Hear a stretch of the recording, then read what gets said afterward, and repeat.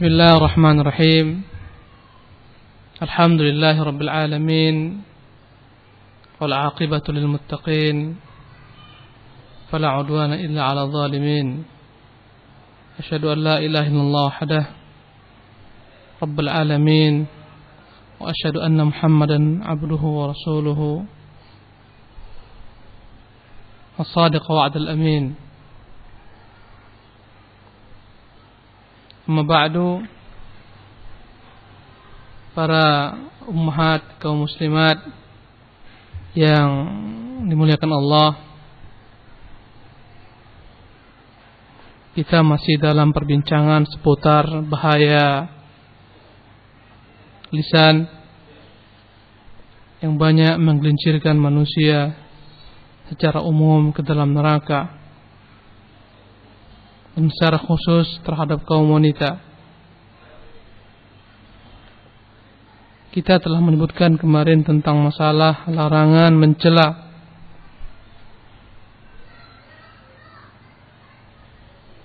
di mana Rasulullah sallallahu alaihi wasallam pernah menyebutkan dalam hadis beliau sallallahu alaihi wasallam yang bunyinya sibabul muslimi fusuqun wa qitaluhu kufrun.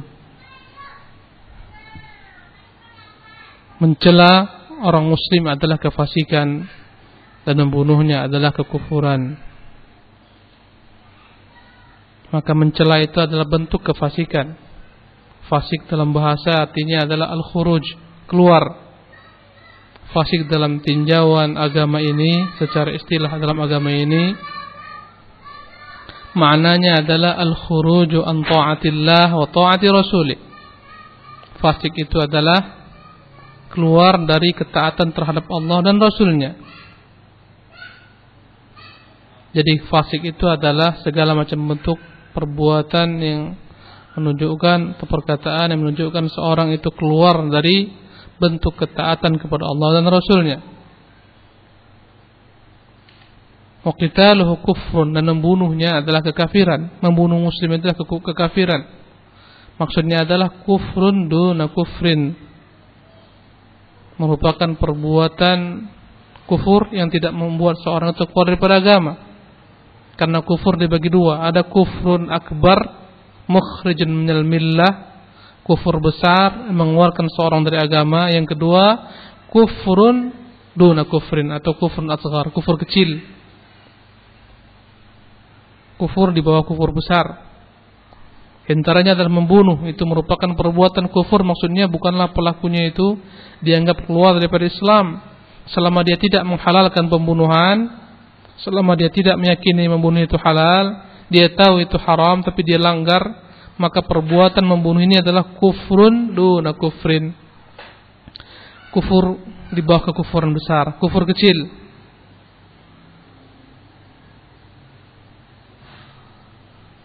Karena Allah Subhanahu wa taala menyebutkan tentang masalah ini, bahwasanya membunuh itu tidak membuat seorang kufur adalah ketika Allah menceritakan tentang pertikaian antara orang-orang beriman.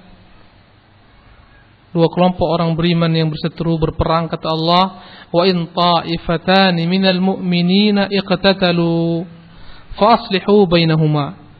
Kalaulah ada dua kelompok daripada orang-orang beriman itu yang berbunuh-bunuhan, berperang, maka damaikanlah antara keduanya.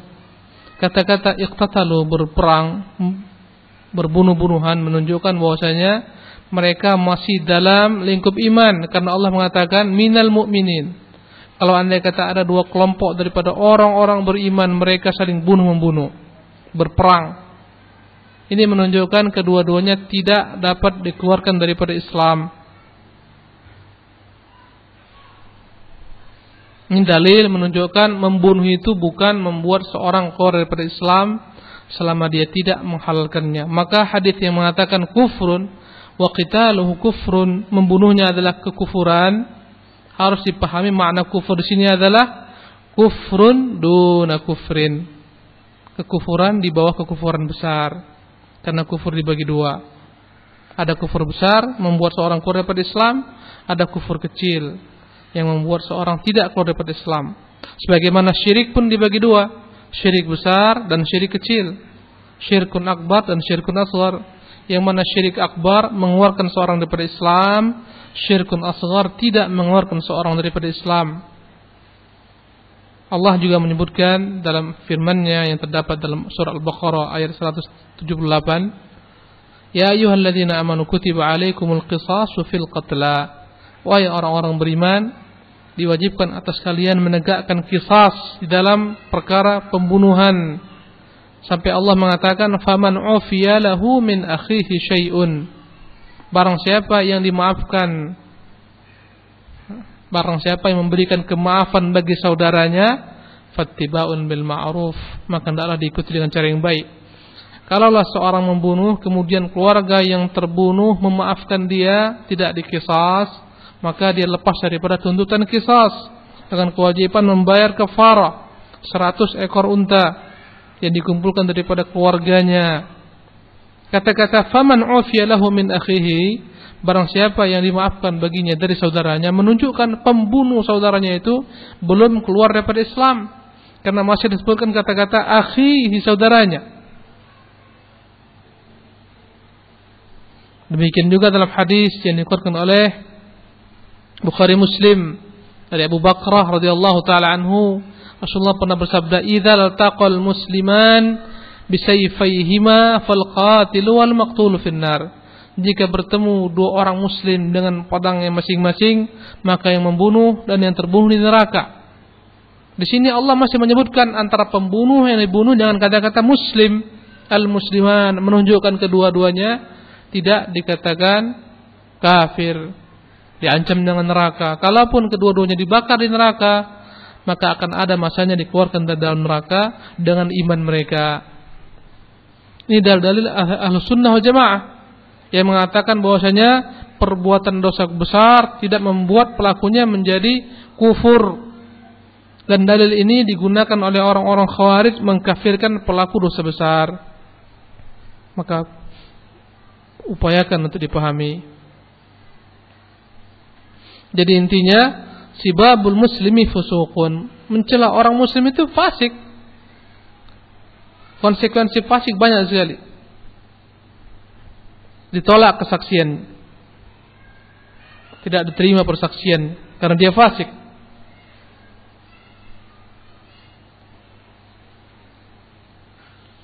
Allahul musta'an.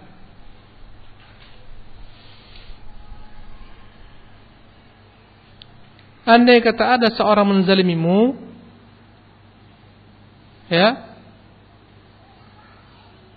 maka hendaklah jika seorang ingin membalas dengan balasan yang tidak boleh melampaui perbuatan orang yang menzaliminya.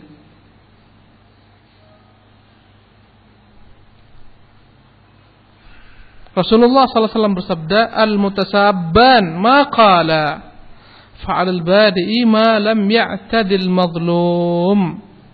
Dua orang yang saling mencela satu sama lainnya, maqala, maka masing-masing mereka itu sesuai dengan apa yang mereka ucapkan. Tapi fa'alal badi ma lam ya'tadil mazlum, dosanya itu akan ditumpahkan kepada yang memulai, selama orang yang dizalimnya tidak melampaui batas. Subhanallah. Fa'alal badi, maka orang memulai, maksudnya atasnya dosa. Allah membolehkan kita menuntut, yakni membalas dengan yang serupa, ya, bukan sebagaimana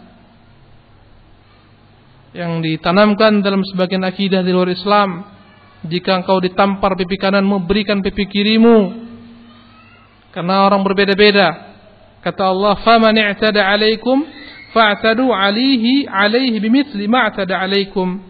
Dalam surah Al-Baqarah ayat 194 Allah mengatakan, faman i'tada 'alaikum, barang siapa yang melampaui batas terhadap kalian, maka balaslah dengan hal yang serupa. Boleh.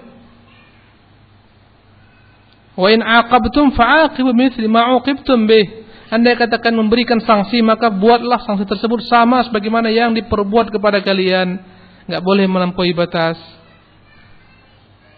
Kata Allah, wa jazaa'u sayyi'atin sayyi'atun mithluha. Balasan kejelekan adalah kejelekan yang sepertinya, enggak boleh lebih. Maka yang memiliki hak terhadap saudaranya boleh diambil tanpa harus menzaliminya. Tetapi kalaulah mau dipilih mana lebih utama, yang lebih utama adalah memaafkannya jika terdapat padanya maslahat yang besar.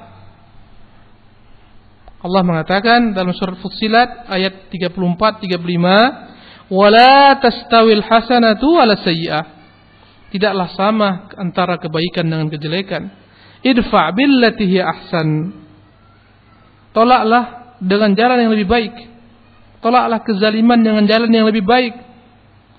Fa idzal ladzi bainaka wa bainahu adawah ka'annahu waliyyun hamim. Kalaulah pernah ada permusuhan antara kamu dengannya, maka akan berubah menjadi kecintaan, berubah menjadi kecintaan seolah-olah merupakan teman yang sangat dekat sekali. Orang yang berbuat kezaliman dibalas dengan kebaikan, besar sekali peluang dia akan berubah, dia akan menjadi teman. Tapi ingatlah, wa ma yulaqqaha illa alladziina sabaru. Tidaklah dapat diperbuat hal ini kecuali oleh orang-orang yang bersabar. Tidak semua dapat membalas kezaliman, kejelekan dengan kebaikan. Jarang-jarang. Kebanyakan orang dia ketika dihina akan menghina lebih dahsyat, dicela akan mencela lebih dahsyat, melampaui batas bahkan. Difitnah dia akan lebih memfitnah 2 kali lipat atau 3 kali lipat. Maka ini adalah perbuatan yang salah. Allah berfirman dalam surah Asy-Syura ayat 37 sampai 43, "Walladzina yajtanibuna kaba'iral itsmi wal fawahish." Dan mereka adalah orang-orang yang menjauhi dosa-dosa besar, perbuatan keji. Kata-kata fawahish, perbuatan keji, biasanya lekat dengan perzinahan dan semua muqaddimah ke arah sana. Ciri-ciri hamba Allah yang ideal adalah orang-orang yang menjauhi dosa-dosa besar. Kalau dosa kecil itu sulit untuk dihindari, tapi berusahalah untuk istighfar. Kata Allah, "In tajtanibu kaba'ira ma tunhauna an, nukaffir ankum sayyi'atikum." Kalaulah kalian menjauhi dosa-dosa besar yang dilarang atas kalian, maka akan diampunkan dosa-dosa kalian yang kecil. Dosa-dosa kecil kita akan diampuni Allah dengan banyak perkara, dengan salat, dengan wudu, dengan Jumat dan seterusnya. Tapi dosa besar tidak akan diampuni sebelum kita minta taubat kepada Allah Subhanahu wa taala. Mereka orang-orang yang hamba Allah yang ideal adalah yang menjauhi dosa besar, wal fawahish, dan semua perbuatan keji, perzinahan dan semua jalan ke sana. Homoseksual dan seterusnya, lesbianisme, semua dijauhi. Wa idza ma ghadibu hum yaghfirun, dan kalaulah mereka itu terkadang terpancing emosinya menjadi marah, dan mereka ingat seketika mereka pun mengampuni. Subhanallah.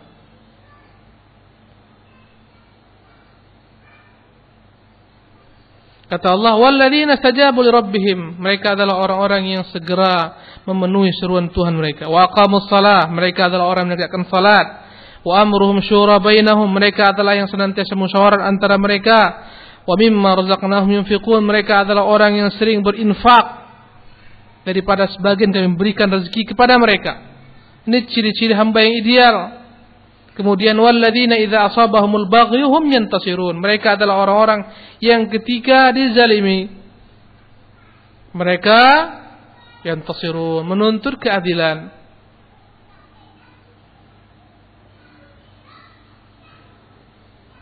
Mereka akan tuntut keadilan. Mereka akan ambil hak mereka.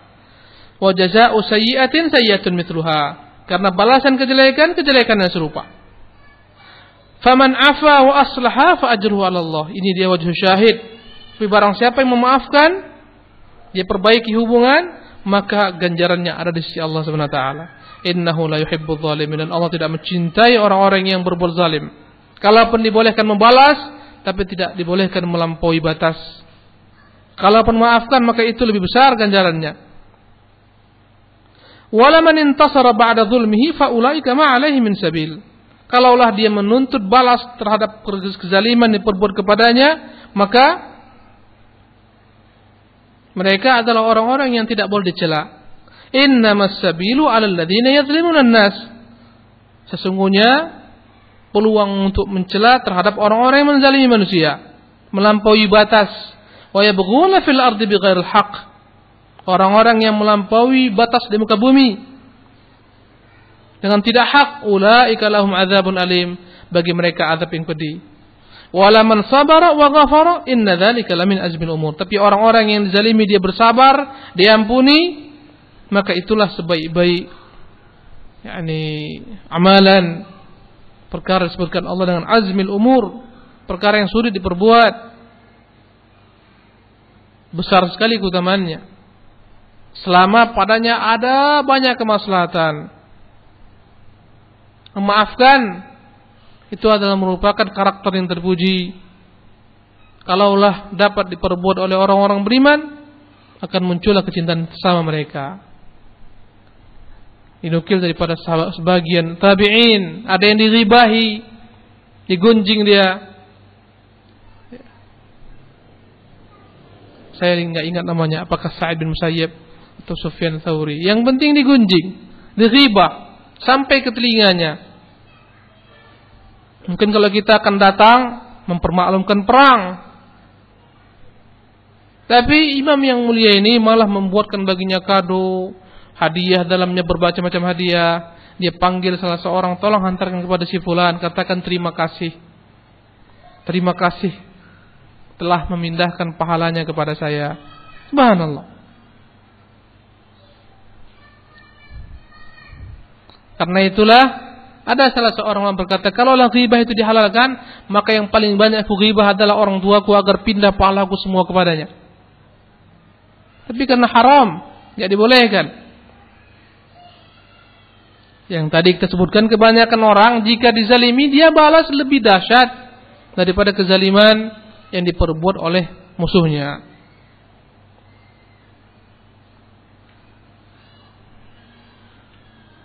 Allah menyebutkan dalam surah Ar-Ra'd ayat yang ke-22, ini adalah merupakan contoh teladan bagi setiap kita. Allah katakan, walladzina sabaru ibtigha'a wajhi rabbihim wa aqamu as-salata wa anfaqu mimma razaqnahum sirran wa 'alaniyatan wa yadra'una bil hasanati as-sayyi'ata ulaika lahum 'uqbad dar. Dan mereka adalah orang-orang yang sabar mencari wajah Tuhan mereka. Mereka adalah orang yang menegakkan salat, menginfakkan dari sebagian rezeki yang diberikan, kami berikan kepada mereka, menginfakkannya dengan cara sembunyi-sembunyi ataupun terang-terangan, dan mereka meninggalkan kejelekan dibalas dengan kebaikan. Bagi mereka adalah pahala yang besar. Bagi mereka adalah uqbad dar, sebaik-baik tempat kembali, negeri yang paling baik sebagai tempat kembali, negeri akhirat, surga. Bahkan Allah mengatakan bagi mereka yang sabar, ulaika yu'tauna ajrahum marratain bima sabaru wa yadra'una bil hasanati sayyi'atan mimma razaqnahum yunfiqun. Dalam surah Al-Qasas ayat 54 Allah mengatakan mereka adalah orang-orang yang diberikan ganjaran 2 kali lipat karena kesabaran mereka. Dan mereka adalah orang yang meninggalkan kejelekan digantikan dengan kebaikan, dan mereka adalah orang yang menginfakkan dari sebagian kami berikan rezeki kepada mereka. 2 kali pahala. Kalau andai kata kita balas dengan yang serupa boleh, tapi nggak dapat pahala. Kalau kita sabar, dibalas dengan kebaikan, dapat pahala 2 kali lipat.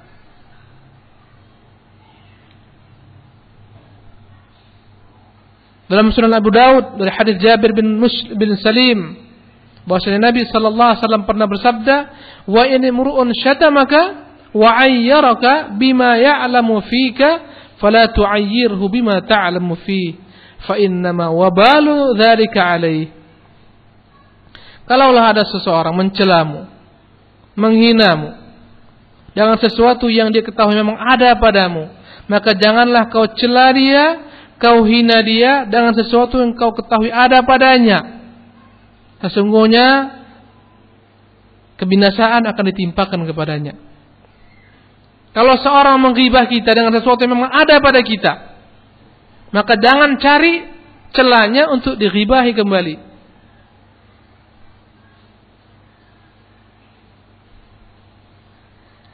Karena kalau kita dapat menahan diri sabar, maka kebinasaan akan diperoleh oleh orang yang mengghibahi kita.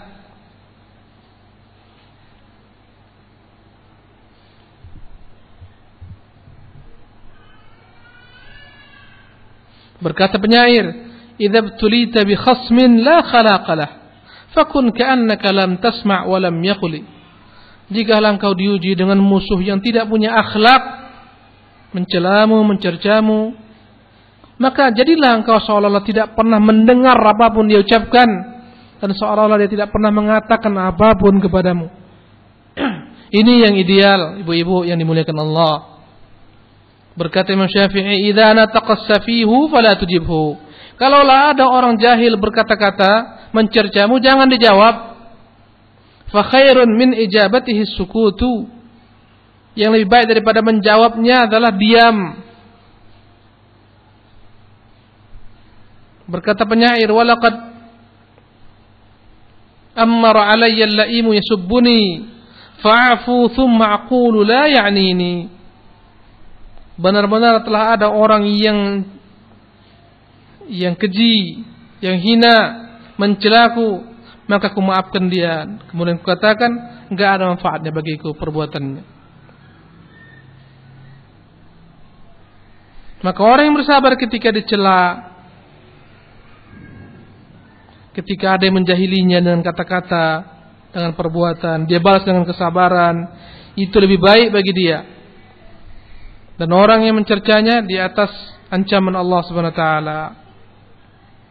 Allah mengancam orang yang lidahnya panjang, mencerca, mencela, menghibah, menzalimi orang.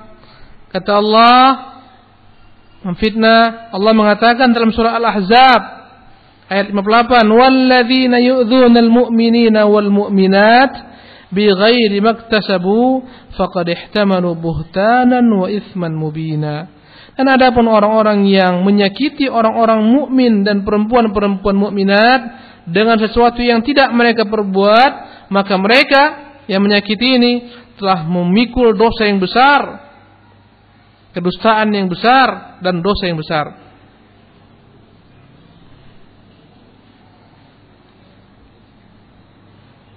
Imam Tirmidzi menyebutkan dengan sanadnya dari Abu Hurairah radhiyallahu ta'ala anhu, bahwasanya Rasulullah sallallahu alaihi wasallam pernah berdiri di hadapan orang banyak. Sementara para sahabat duduk, maka beliau bersabda, "Ala ukhbirukum bi khairikum min syarrikum?" Maukah kalian kutunjukkan mana orang paling baik di antara kalian dan mana yang paling jelek di antara kalian? Qala, berkata Abu Hurairah, fasakatu. Mereka semua diam, tidak menjawab. Maukah kalian kuberitahukan mana orang paling baik, mana orang paling jelek di antara kalian? Semuanya mereka diam, tidak menjawab karena mereka memang tidak mengetahui jawabannya. Ini menunjukkan adab sahabat. Ketika ditanya mereka enggak tahu, mereka diam. Bukan sebagaimana kita, ketika ditanya enggak tahu maksakan jawab, akhirnya salah dan menyesatkan.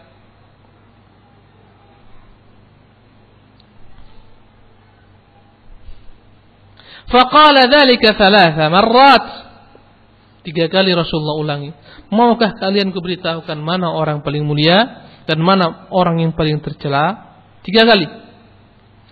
Faqala rajulun, semua mereka diam. Pada kali yang ketiga seseorang berkata, menjawab, "Bala ya Rasulullah, akhbirna bi khairina wa min syarrina." Tentu ya Rasulullah, beritahukan kami mana orang paling baik di antara kami dan mana yang paling tercela. Qal, maka beliau bersabda, khairukum man yurja khairuhu wa yu'manu syarruh. Sebaik-baik kalian adalah orang yang senantiasa diharapkan kebaikannya. Sebaik-baik kalian adalah orang yang senantiasa manusia mengharapkan kebaikannya, keberkahannya, bantuannya. Sebaik-baik kalian adalah orang yang senantiasa diharapkan kebaikannya, wa yu'manu syarruh, dan orang merasa aman daripada kejelekannya. Subhanallah. Ini yang terbaik. Kalau dia datang, semua orang mengharapkan kebaikannya, mungkin dengan nasihatnya, kata-katanya, ya, wejangan-wejangannya, dengan sikap tulusnya membantu, dengan materi jika dia punya, dengan pemikiran jika tidak punya materi, dengan usulan, nasihat yang baik. Pokoknya kalau dia datang orang semua senang. Senang bergaul dengannya, senang bersahabat dengannya, mengharapkan kebaikannya selalu. Ini sebaik-baik manusia, kata Rasulullah sallallahu alaihi wasallam. Wa syarrukum, dan sejelek-jelek kalian, man la yurja khairuh, orang yang tidak pernah diharapkan kebaikan darinya. Kalau dia datang, janganlah berharap daripada kebaikan. Pasti kau enggak ngupat, celah, mencaci, fitnah, ngadu domba, gunjing, zalimi orang, ngata-ngatai orang,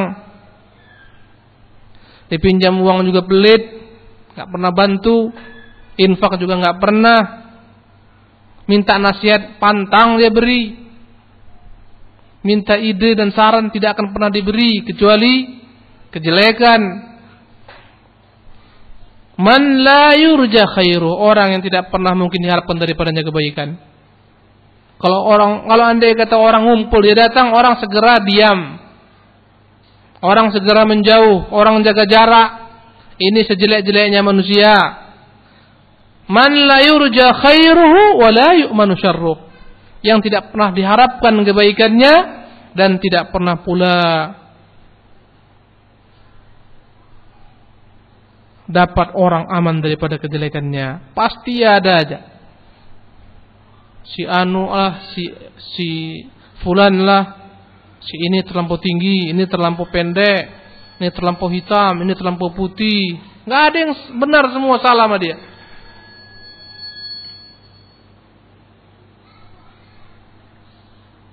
Ini ciri-ciri orang yang paling terjelek menurut hadis Rasulullah sallallahu alaihi wasallam.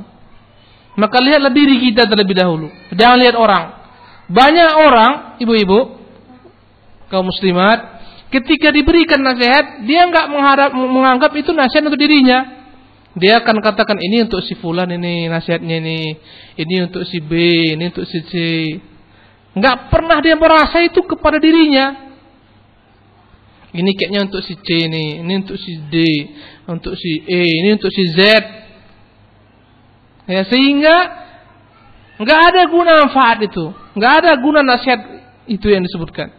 Seolah-olah dirinya bersih, ini untuk orang ini, bukan untuk saya ini. Nah, tengok si fulan itu, dialah orangnya ini tukang gunjing, ini tukang ini.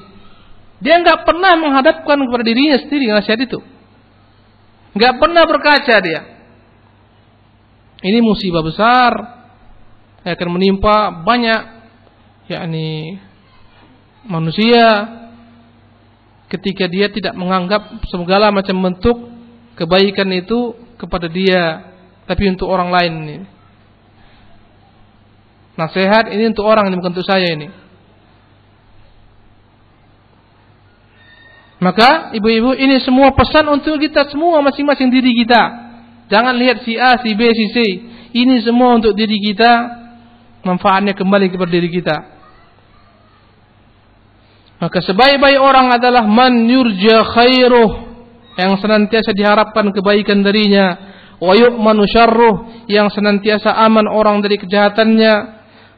Dan sejelek-jelek orang adalah man la yurja khairuhu wa la yu'man syarruh, yang tidak pernah orang dapat aman daripada kejelekannya, yang tidak pernah dapat diharapkan kebaikan daripadanya.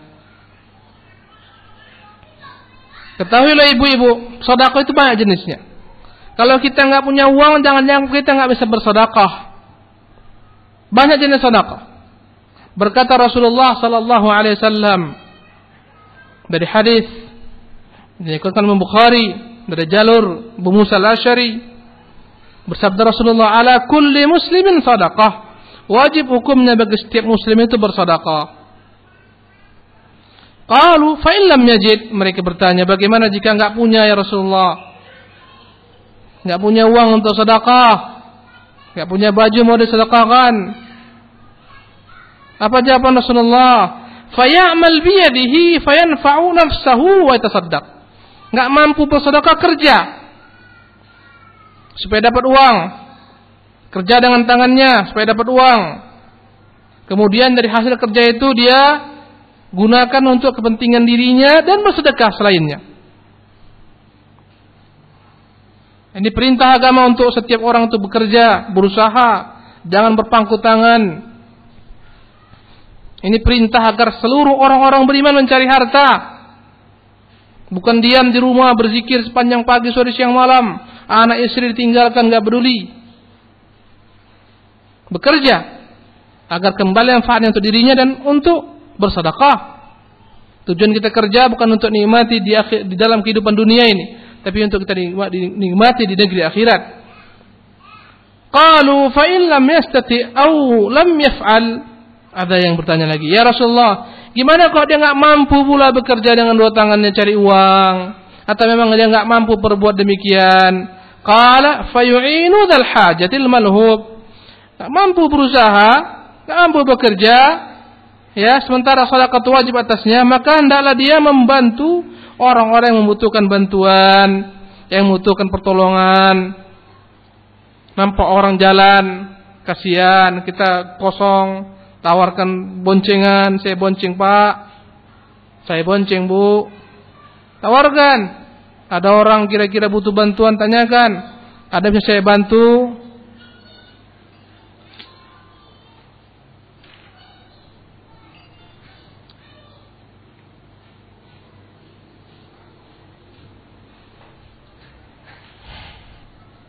Kemudian mereka bertanya, fa in lam yastati' aw lam yaf'al. Mereka kembali bertanya, fa in lam yaf'al, kalaulah mereka juga tidak mampu berbuat, qala falya'mur bil khair. Enggak mampu berbuat, bekerja cari uang untuk bersedekah, enggak mampu bantu orang, maka falya'mur bil khair. Banyak-banyak ajalah memerintahkan orang berbuat kebaikan. Ajak orang ngaji, ayo Bu ngaji, ayo Bu pakai jilbab, ayo Bu taat kepada suami, ayo Bu berinfak. Aja banyak-banyak orang berbuat kebaikan. Ayo Bu salat, jaga Bu salatnya. Dakwai mereka. Agama ini bukan agama eksklusif, ngaji untuk diri sendiri, tapi untuk dakwakan kepada masyarakat, tetangga, kerabat, famili, semua.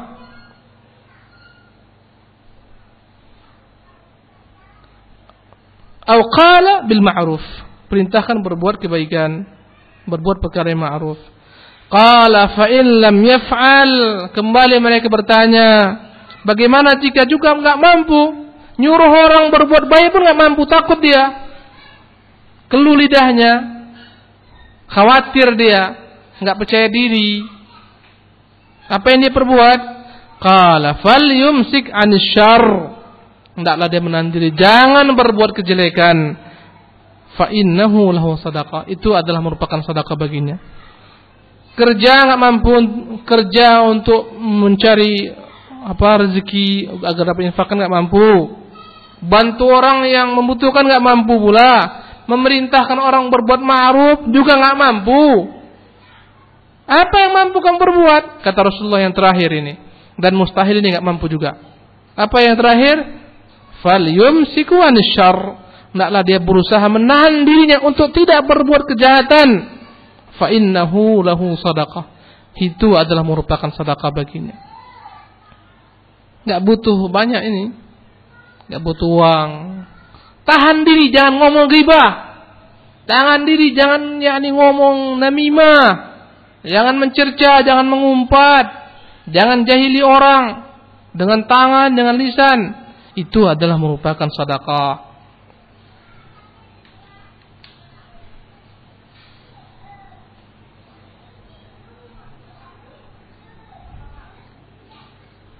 Rasulullah sallallahu alaihi wasallam pernah menyebutkan tentang perkara neraka. Kemudian dia berlindung daripada neraka. Dia palingkan mukanya. Dia ucapkan lagi tentang neraka, dia pun berlindung kepada Allah. Kemudian yang ketiga, dia katakan wala bisyiqqi tamrah. Berinfaklah walaupun dengan satu butir buah kurma, bahkan bukan satu butir, setengah buah kurma itu pun berilah, infakkan. Fa in lam yakun fa bi kalimatin thayyibah. Kalau satu kurma pun enggak punya, maka dengan kata-kata yang baik, nasihat yang baik. Orang yang mampu menjaga lisan menunjukkan dia berupaya menyempurnakan imannya. Orang yang tidak bisa jaga lisan menunjukkan dia tidak ingin menyempurnakan imannya. Bahkan boleh jadi dengan perkataannya yang akan digelincirkan ke dalam neraka, wa'iyatan billah. Rasulullah menyebutkan dari hadis Abu Hurairah radhiyallahu ta'ala anhu, Imam Bukhari menyebutkannya, meriwayatkannya dalam sahihnya, man kana yu'minu billahi wal yawmil akhir fala yu'dhi jarah. Yang mengaku beriman kepada Allah, kepada hari akhirat, maka janganlah dia menyakiti tetangganya. Subhanallah. Man kana yu'minu billahi wal yawmil akhir falyukrim dhaifah. Yang mengaku beriman kepada Allah, beriman kepada hari akhirat, hendaklah dia memuliakan tamunya. Man kana yu'minu billahi wal yawmil akhir falyaqul khairan aw liyasmut.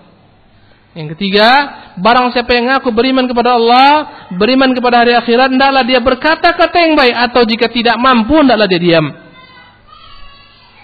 Subhanallah.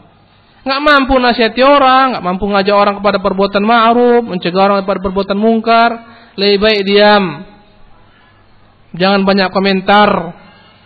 Lisan ini alangkah lunaknya dia, alangkah banyaknya dosa yang dihasilkan daripada lisan, alangkah mudahnya menggerakkan lisan. Ya, dalam satu majlis mungkin kita bisa mengumpulkan banyak hal dosa. Sebutkan si A baru nikah, si B baru bercerai, si C baru, macam-macam ada aja. Allah musta'an. Ibu-ibu yang dimuliakan oleh Allah Subhanahu wa taala. Karena itulah tidak salah jika Rasulullah mengatakan dalam hadis Bukhari Muslim, "Man yadmanu li ma baina lihiyaihi wa ma baina farjaihi admanu lahul jannah." Yang menjamin mampu menjaga yang terdapat di antara dua jenggotnya, maksudnya menjaga lisannya, dan yang terdapat di antara dua kemaluannya, maka aku jamin baginya surga. Maka bagi siapa yang ingin meraih surga Allah Subhanahu wa taala, ibu-ibu yang Allah muliakan, jagalah lisan, jagalah kata-kata.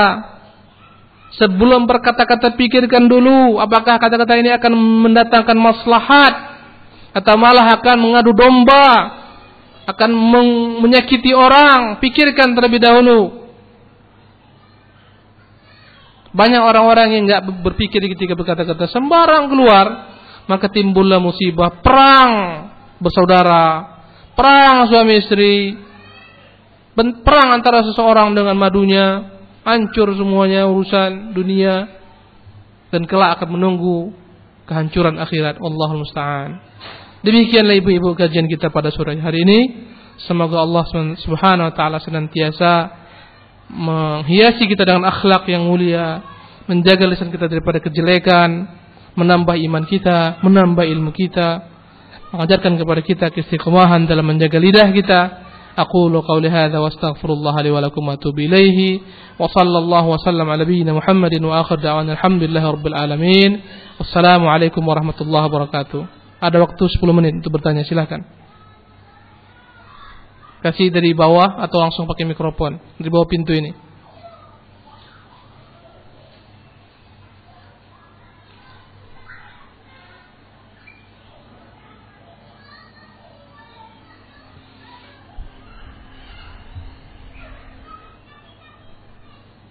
Bila seorang berzina dan mempunyai anak hasil dari zina, dia menelantarkan anak tersebut, tidak mau bertanggung jawab terhadap anak tersebut. Kemudian hari si anak menjadi anak yang saleh atau salehah. Apakah doa dari anak hasil zina tersebut menjadi pahala yang tidak terputus seperti ilmu yang bermanfaat dan amal jariah bagi ayah yang menzinahi ibunya?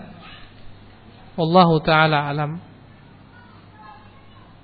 Yang jelas, doa secara umum itu akan bermanfaat, baik antara seorang dengan saudaranya dan antara seorang dengan orang muslim lain yang bukan saudaranya, semuanya bermanfaat insyaallah taala.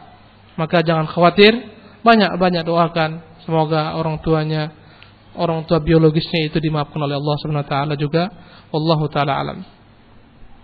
Bagaimana jika sebaliknya, ayah itu bertanggung jawab menikahi ibunya dan mendidik anak-anak hasil zina tersebut dengan sebaik-baiknya? Apakah harta yang dikeluarkan untuk pendidikan dan kehidupan anak hasil zina itu bermanfaat bagi ayah kelak? Tentu. Ad-dalu al khairi ka fa'ilih. Orang menunjukkan suatu jalan kebaikan, maka dia akan memperoleh pahala walaupun enggak dia buat, walaupun orang tersebut enggak lakukan, ya, tapi dia tunjukkan orang lain dan orang lain melakukannya, dia dapat pahala. Kalaulah dia memberikan kepada anak tersebut fasilitas untuk belajar, menimba ilmu, dia keluarkan infak, dia sekolahkan anaknya, dan dia bertobat kepada Allah walaupun dia dahulu salah berzina, semoga Allah memaafkan kesalahannya.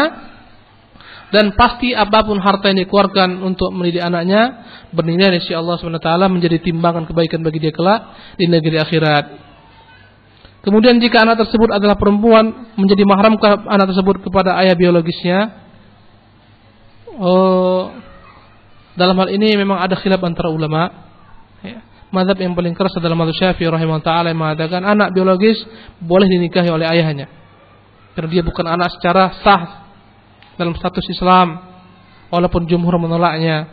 Wallahu taala alam, kita melihat maka tidak mengapa dia berpergian dan seterusnya, dia menjadi mahram baginya.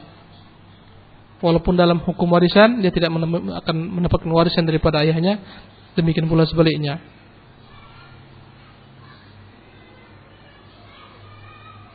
Baik. Soal berikutnya, apakah seorang istri berdosa, Ustaz, jika dia tahu suaminya sering duduk dan pergi berdua dengan seorang perempuan yang bukan mahramnya? Dan apa yang harus istri lakukan pada suami tersebut, sementara suami ini lebih tahu hukumnya daripada anak? Mohon nasihatnya, Ustaz. Jazakallah khairan. Untuk laki-laki, jazakallahu khairan, bukan jazakillah ya. Jazaka, bukan jaza tapi jaza. Baik. Kalau istri tahu suaminya itu berduaan dengan perempuan dan dia diam, salah. Katakan, bang, itu bukan mahrammu, ada urusan apa dengan dia berduaan? Akan kerja deh, ya, tapi kenapa harus berduaan? Kenapa harus pergi berdua? Ada hadisnya. Takutlah kepada Allah, bang, jangan dekati zina, bahaya. Nasihati dia. Ya, ke suaminya enggak menggubris, yang jelas dia lepas dari bertanggung jawab di hadapan Allah karena dia telah menasihati suaminya. Lakukan dengan jalan lain. Hubungi orang-orang terdekatnya, ibunya atau ayahnya atau orang yang dia anggap mampu untuk menasihati suaminya agar menasihati suaminya. Yang jelas tegakkan hujjah. Nasihati dengan berbagai macam cara, wallahu taala alam. Ustaz, ana punya saudara dari semenjak SMP dia sudah menyusahkan orang tua dan selalu berbuat maksiat. Orang tua sudah sering menasihati dan memberi perhatian khusus terhadapnya. Tapi sampai sekarang dia sudah punya istri dan anak, tapi dia masih berbuat maksiat. Jadi apakah orang tua ana masih termasuk orang tua yang apa ini ya? Yang sukses atau apa ini?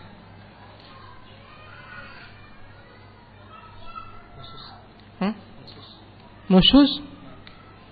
Oh, bukan nusus. Yang jelas selama orang tua telah membimbing anaknya kepada kebaikan, disekolahkan di tempat yang baik, carikan yang baik. Ketika besar anaknya berbuat kejelekan, dinasihati juga enggak mempan, orang tuanya lepas tugas dan tidak menanggung dosanya. Masing-masing orang akan memikul dosanya masing-masing. Walla taziru waziratun wizra ukhra, kata Allah, tidaklah ada satu jiwa menanggung dosa jiwa yang lainnya. masing-masing tanggung sendiri selama telah ditegakkan hujah, disampaikan nasihat. Wallahu taala alam. Apakah termasuk sedekah bila harta istri, hasil usaha istri digunakan untuk suami dan dalam mencukupi kebutuhan rumah tangganya? Ya, ini sedekah yang 2 kali lipat pahalanya. Pahala menyambung silaturahmi, pahala sedekah.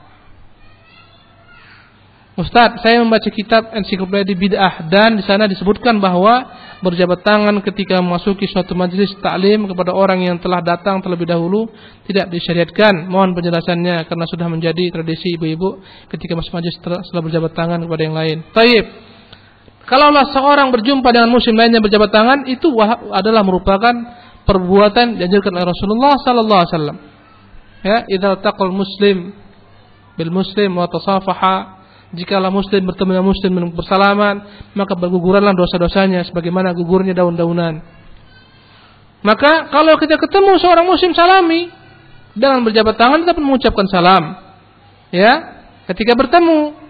Tapi kalaulah kita memang udah sama-sama duduk, lama-lama samping-sampingan, kemudian setelah itu salaman, enggak ada munasabatnya, enggak ada relevansinya. Atau habis salat, assalamualaikum, kemudian salaman, enggak ada relevansinya. Ini dikatakan Syekhul Islam bid'ah. Kalaulah kita mungkin habis sholat, kita lihat ternyata dia di samping kita, udah lama nggak ketemu, salaman nggak apa-apa. Ya, wallahu taala alam. Assalamualaikum, Ustaz, apakah mengqadha salat itu ada? Setahu ana yang diqadha itu puasa. Mohon penjelasannya. Ya, tidak ada mengqadha salat. Yang ada mengqadha puasa. Tetapi orang yang ketiduran tidak melaksanakan salat wajib pada waktunya, maka dia kerjakan ketika dia sadar dan itu bukan mengqadha. Demikian juga ada hal-hal yang boleh diqadha. Ya, contohnya orang yang tidak mengerjakan salat Idul Fitri sebagaimana terbahas beberapa malam sebelumnya, terluput dia mengerjakan, satu kampung mereka enggak tahu telah tampak bulan Syawal mereka berpuasa, setelah tahu mereka berbuka setelah zuhur, maka besok mereka kembali melaksanakan salat Idul Fitri sebagai pengganti yang mereka tinggalkan. Sebagaimana orang yang dia terbiasa salat malam, kemudian dia ingin mengganti ketika dia ketiduran, diganti di siang hari dengan mengerjakan secara genap menurut sebagian ulama. Adapun salat wajib enggak ada diqadha. Ada salat-salat yang tidak dapat diqadha, seperti salat yang tahiyatul masjid, jika tertinggal udah lepas dia. Mengkredit maju dan motor, apakah itu termasuk dalam riba? Mohon penjelasannya. Selama tidak ada sama sekali kesepakatan jika terlambat denda bertambah harga, maka tidak mengapa. Bagi seorang muslim, mana yang lebih utama terlebih dahulu? Haji atau umrah dulu? Mohon penjelasannya Ustaz. Masing-masing melihat mana lebih utama baginya. Kalau anda kata dia punya uang banyak, dia anggap haji mungkin masih lama waktunya, dia punya kelebihan uang, kemudian dia kerjakan umrah, alhamdulillah baik dan dapat pahala besar.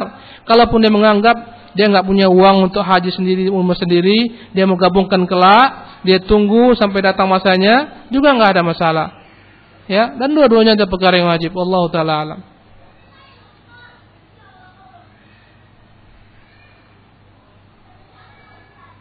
Ini pertanyaan terakhir mungkin. Apakah berta'adud atau berpoligami melambangkan atau menggambarkan seorang nyunnah? Tergantung tujuan. Tergantung tujuan dan niat. Semuanya kembali kepada niat. Innamal a'malu binniyat. Sungguhnya amal itu dengan niat. Jikalau seorang memang berpoligami asasnya karena itu adalah merupakan sunnah Rasulullah untuk memperbanyak anak, untuk mengayomi banyak perempuan-perempuan agar mereka semua dapat digiringnya ke surga, ya, maka ini tentunya dapat pahala dan dia mengamalkan sunnah yang banyak dimusnahkan atau dimatikan oleh orang, yang ditentang oleh orang. Ya, dia berta'adud untuk mempererat hubungan dengan banyak orang, dengan banyak keluarga, ya, mempererat silaturahmi sehingga semakin banyak familinya, ya. Maka ini tujuan-tujuan yang mulia. Ya. Dia berta'aruf untuk membantu istrinya, contohnya, meringankan tugas istri-istrinya dalam mengurusnya dan seterusnya, atau tujuan-tujuan lain yang dalam Islam toleransi, ya, maka boleh saja, tergantung pada niatnya. Dia berpoligami dalam rangka untuk meredam gejolak syahwatnya, ya, dan seterusnya. Ini semuanya adalah urusan-urusan yang disunnahkan selama tujuannya baik, niatnya benar. Wallahu ta'ala alam. Wa sallallahu wasallam ala Muhammadin. Wassalamualaikum warahmatullahi wabarakatuh.